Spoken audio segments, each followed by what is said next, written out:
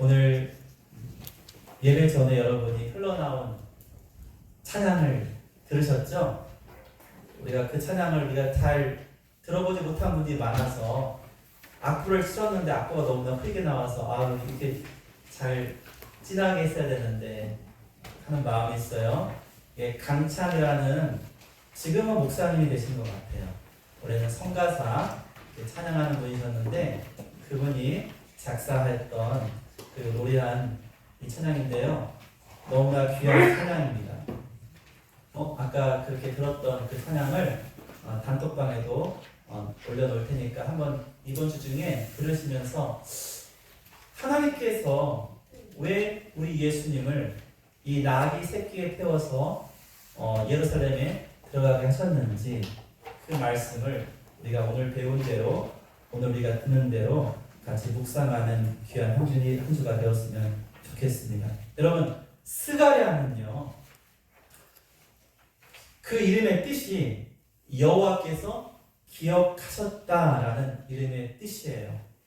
그래서 이 스가랴는요 제사장이면서 선지자로서 특별히 학계 스가랴 이렇게 이어지죠? 학계와 스가랴가 함께 이제 저 바벨론에서 예루살렘으로 돌아와서 성전을 재건하는 바로 그러한 그래서 예루살렘에 무너진 성전을 회복하고 하나님께 예배하는 그러한 경건의 중심을 다시 잡는 그 일에서 아주 대단히 중요한 역할을 했던 선지자이자 예수님이 이 땅에 오시기 약 500년 더 정확히 말하면 520년 전경에 그가 이 땅 가운데서 활동하였고 예수님에 관하여 예언하였던 것이죠. 바로 그 예언이 오늘 이렇게 우리가 본 바로 멍에를 매지하는 나귀 새끼를 타고 예수님께서 예루살렘에 입성하시는 것을 예언하셨어요. 언제요? 500년 전에. 우리는 조선왕조 500년 하니까 500년이 후딱 가는 것 같은데 여러분 500년은 어마어마한 세월입니다. 그렇죠? 예. 그 500년 전에 스가랴는 메시아가 겸손하게 나귀를 타고 오실 것을 예언하였어요. 오늘 설교의 제목이 예언대로 나귀를 타심이라는 제목이에요. 왜 예수님께서 예루살렘에 입성하실 때 나귀를 타셨냐? 하나님이 그렇게 하라고 하신 거예요. 하나님이 그렇게 할 것이다. 메시아가 너희 가운데 나귀 새끼를 타고 예루살렘에 입성하게 될 것인 것을 이와 같이 이미 500년 전에 스가랴를 통해서 예언케 하셨기 때문에 우리 예수님은 그 예언을 좇아서 그 예언을 응하기 위해서 이와 같이 나귀 새끼를 타게 됩니다. 다시 그 찬양을 생각해보면 여러분 그 찬양이 굉장히 흥겨워요. 그런데 그거는 나귀의 입을 들어가지고 고백을 하는 거예요. 여러분 나귀인데 나귀 새끼예요.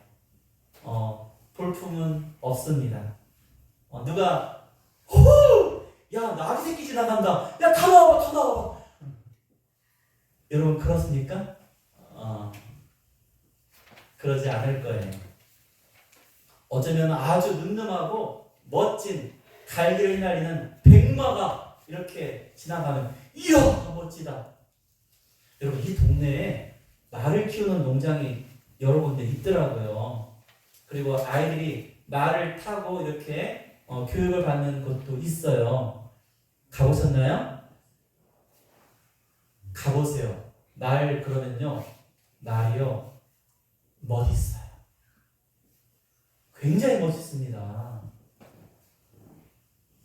사람이요 말 앞에 서면요 사람이 초라할 정도로 말은요 멋지고 굉장히 늠름합니다.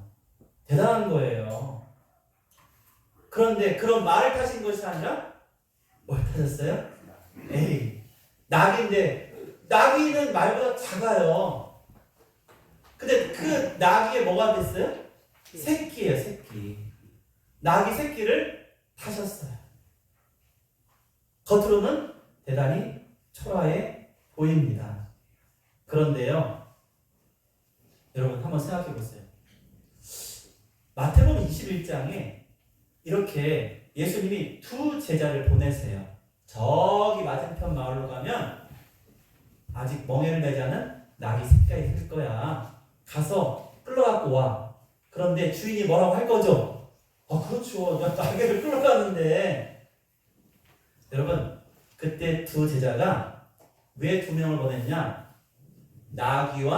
그러니까 나귀 새끼의 엄마와 나귀 그 새끼를 이 두 마리를 같이 끌고 오는 거예요. 새끼만 끌고 온 게 아니에요. 나귀와 나귀 새끼를 끌고 오는데 주인이 뭐라고요? 주께서 쓰시겠다. 그 한마디 했는데 주인이 뭐예요?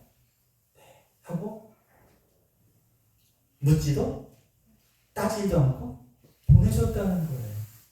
여러분, 이게 정말로 엄청난 일인 거예요. 아니 어떻게 예수님이 직접 가신 것도 아니고 예수님의 제자 중에 둘을 보내서 그와 행했는데 그 주인들은요 흔쾌히 이 나귀와 나귀 새끼를 내어 주었다는 것. 여러분 이것만 생각해도 이것이 사람의 힘으로 되는 것이 아니었구나. 하나님께서는 예언을 하시고 또한 그와 같이 그러한 마음으로 이 나귀와 새끼를 내어드릴 수 있는 그러한 사람도 준비하셨을 뿐만 아니라 그리고 그 귀한 나귀 새끼도 하나님께서는 예비하신 거구나. 그리고 그 나귀와 나귀 새끼가 주님께 왔을 때 여러분 이 새끼에 주님이 타시고 이렇게 행진을 하면 좀 그렇잖아요. 걸어가시는 거죠. 타고 가시는데 이 작은 미물조차도 우리 하나님의 예언을 따라서 그걸 응하기 위해서 순종합니다. 싫어. 뭐야 이거. 누가 내 등에 탔어. 여러분 우리 생각해 보세요. 아직 멍에를 매지 않은 새끼예요. 이거 무슨 뜻이에요? 송아지 멍에를 뚫지 않은 송아지는 성질이 사나워의 원수네요. 다 잊어버리면 천홀루님 내가 사놨대. 맞아요? 네.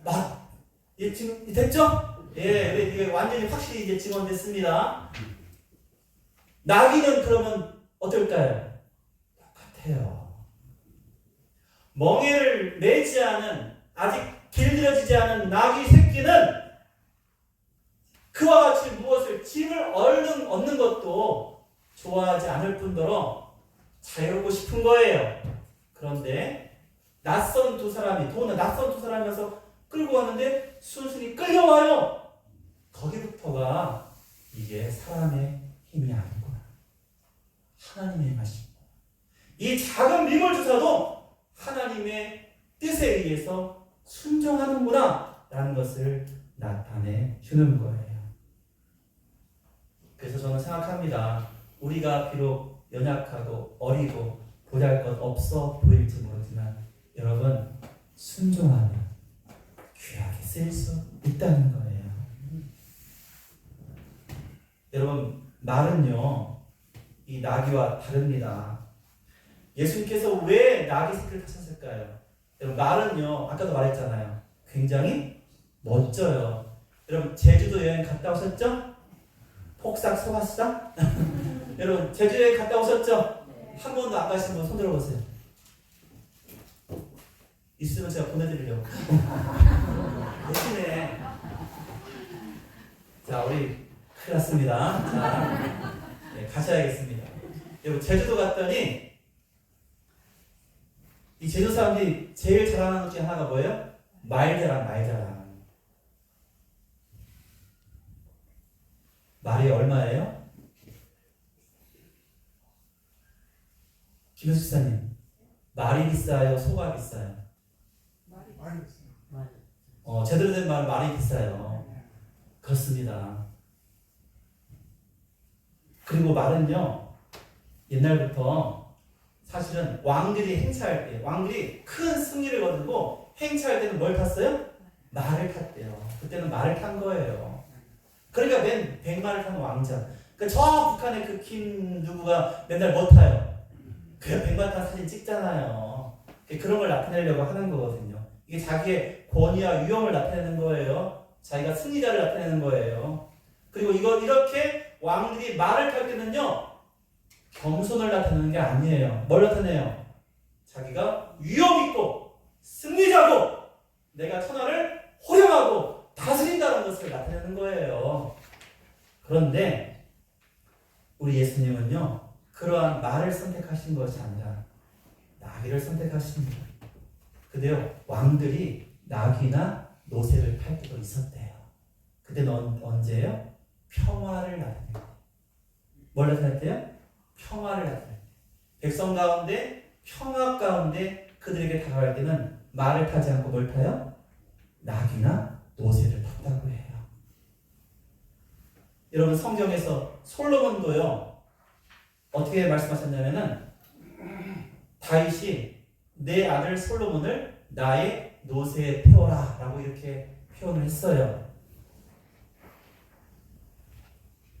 전쟁하고 승리하고 개선할 때는 말을 타지만 평화를 나타낼 때, 평강의 왕으로서 그들이 행진할 때는 이와 같이 나귀를 탔다는 거예요.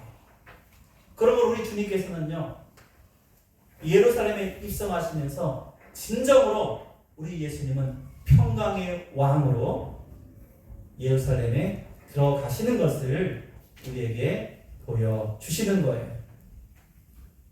인간의 왕들은요, 권력과 힘으로 세상을 다스리지만 예수님은 사랑과 희생과 겸손으로 그들을 섬긴다라는 것을 보여주십니다. 당시에 유대인들이 어떠한 메시아를 원했다고 들었죠? 여러분, 당시의 유대인들은요, 메시아를 얼마나 기다리는 거예요. 자나깨나 그들이 기다린 건 메시아예요. 여러분, 그들이 메시아를 안 기다리는 게 아니에요. 그들의 마음속에 메시아 대망 사상이라고 해요. 메시아 대망 사상. 그 뭐예요? 메시아를 크게 바라고 기대하는 거예요. 왜요? 이 나라가 지금 로마의 압제에 있었어요. 그리고 바벨론으로부터 돌아온 이후에 사실은 변보단 아주 강력한 국가를 세워보지 못했단 말이에요. 그러니까 그 긴 세월 동안 그들은 뭘 바랬어요? 우리가 다시 한번 다윗과 같은 위대한 왕을 통해서, 메시아를 통해서 이 나라가 다시 한번 하나님의 큰 은혜 가운데서 번영하며 살기를 바랬던 바로 그러한 유대인들이었어요. 그래서 그들은 항상 이가 메시아인가? 이 사람이 메시아인가? 라는 것에 관심을 가졌던 거예요. 그래서 그들은 먼저 누구한테 관심을 가졌어요? 세례 요한에게 관심을 가졌어요. 세례 요한이 광야에서 외치는 자의 소리로서 회개하라! 천국이 가까운 들은 궁금했어요. 세례 요한이 메시아가 아닐까? 근데 세례 요한은 뭐라고 해요? 나는 아니다 라고 그렇게 그가 고백하며 내 뒤에 오시는 이가 메시아다, 그가 하나님의 어린 양이다 라고 그렇게 그는 고백하며 자신을 낮추며 우리 주님의 길을 예비하는 모습이었어요. 자, 세례 요한이 예수님을 만나고 어떠한 사건이 있었습니까? 예수님께 세례를 베풀고 하늘에서 비둘기와 같은 성령이 임하시고 하늘에서 음성이 들렸잖아요. 이는 내 사랑하는 아들이요 내 기뻐하는 자라라는 하나님의 음성을 듣는 그러한 사건이 있었어요. 그러니 사람들은 더욱더 예수님에 대해서 메시아로서 예수님을 생각하며 과연 그런가라고 궁금해했고, 그러면서 그 유대인들은 뭘 기대해요? 이 메시아가 이 로마의 압제에서 우리를 해방시키고 이 나라를 다시 다윗의 왕국처럼 강하게 해줄 바로 그러한 메시아를 기대했습니다. 그런데 이제 6월절을 당하여서 예수님이 오신다는 소문이 들립니다. 근데 그 예수님께서 또한 이와 같이 스가랴 9장 9절과 10절을 통해서 예언하신 그 모습으로 나귀를 타고 나귀 새끼를 타고 입성하시니 이 사람들은 얼마나 기뻐요. 그러니 뭐라고 해요? 호산나 호산나 다윗의 자손이여라고 외치는 거예요. 뭐라고 외쳐요? 다윗의 자손이요. 호산나 호산나 외치며 우리 주님을 환영하는 거예요.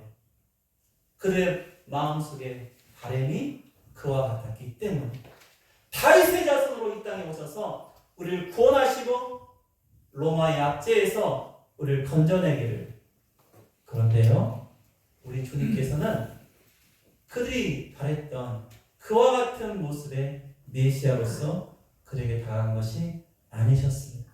우리 주님은 평강의 왕으로서 우리의 죄를 대신 지고 하나님과 인간 사이에 막힌 죄의 담을 헐어버리시고 하나님과 인간 사이의 이 근본적인 죄의 문제를 해결하는 참된 평화의 왕, 평화의 사도, 화목제물로 이 성에 입성하신 거예요. 그리고 그는 결국 이 예루살렘에 입성하심으로 우리가 아는 대로 빌라도 법정에서 징계를 받고 채찍에 맞으시며 십자가를 지심으로 우리를 구원하시는 참된 평강의 왕이 되신 것이죠. 그래서 이 예루살렘의 입성은요, 호산나 호산나 찬송하며 찬미하는 아주 굉장히 분위기 너무 좋아 보여요. 그러나 여러분 아시죠? 그렇게 예수님을 환호했던 자들이 뭐예요? 십자가에 못 박으소서, 십자가에 못 박으소서, 바라바 바라바 외치며 예수님은 내어주라는, 예수님은 십자가에 못 박으라는 그러한 무지몽매한 폭도와 같은 그러한 사람으로 바뀌는 것을 우리 주님은 아셨어요. 그럼에도 우리 주님은요, 그 길을 나귀 새끼를 타고 묵묵히 걸어가셨던 거예요. 우리 주님께서 이와 같이 나귀 새끼를 타고 예루살렘에 입성하지 않으셨으면 그들이 원하는 대로 마치 백말 타듯이 12형 더 되는 저 천군 천사를 이끌고 그 모든 로마의 군사들을 쳐부수며 강력한 왕권을 가지고 그렇게 통치했으면, 그냥 그렇게 이 땅에서 행하셨으면 무엇이 해결이 안 돼요? 우리의 죄 문제가 해결이 안 돼요. 우리 주님은 이 땅에 오실 때 저 하늘 보좌의 영광을 버리신 바로 그 한 가지 이유가 뭐예요? 나의 죄, 우리의 죄를 대속하시기 위해서. 대속이 무엇입니까? 우리의 죄값을 대신 지불하기 위해서. 우리의 죄값을 대신 지불하기 위해서 우리 주님은 이 땅에 오신 메시아, 참된 구속의 구주가 되신 것이죠. 마가복음 10장 45절에서 인자가 온 것은 섬김을 받아야 함이 아니요 도리어 섬기려 하고 자기 목숨을 많은 사람의 대속물로 주려 함이라. 그와 같은 하나님의 참된 사랑을 이루시고자 우리 주님은요, 겸손하게 나귀 새끼를 타고 예루살렘에 입성하셨습니다. 바로 그날이 종려 주일인 거예요. 바로 그날을 우리가 기념하는 오늘 종려 주일입니다. 여러분은 지금 마음속에 어떤 왕을 기다리세요? 여러분 솔직히 말해보세요. 나도 그때 유대인처럼 나를 좀 한번 잘 살아, 나도 한번 떵떵거리고 살아보게. 하나님 부어주시면 제가 다 바칠 텐데. 여러분 그런 마음으로 지금 예배에 참여하시고 기도하십니까? 그런데 우리 주님은요 그런 것이 아니라 세상적 성공이나 권력이나 권세를 따르는 그런 모습이 아니라 진정 이 땅 가운데 평화를 이루시는, 하나님과 인간 사이의 평화를 이루시는 평화의 왕으로서 오셨고요. 이제 그 평화의 왕이신 예수를 믿는 우리도 또한 이 땅 가운데 평화의 사도로서 우리 주님께서 맡기신 그 귀한 사역을 우리에게 또한 주시는 거예요. 그러므로 여러분 우리도 나귀 새끼를 타야 되는 거예요. 우리 주님처럼 겸손하게 행해야 되는 거예요. 얼마나 그것이 어려운지 몰라요. 그것이 쉬운 길이 아닌 거예요. 이와 찾기가 정말 어려운 거예요.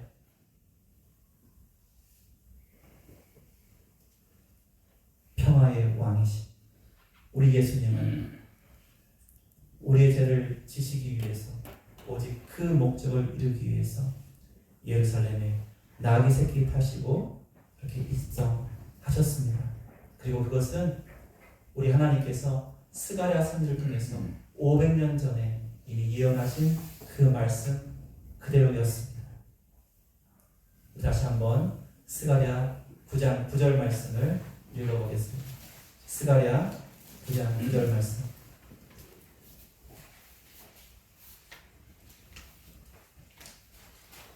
같이 읽겠습니다.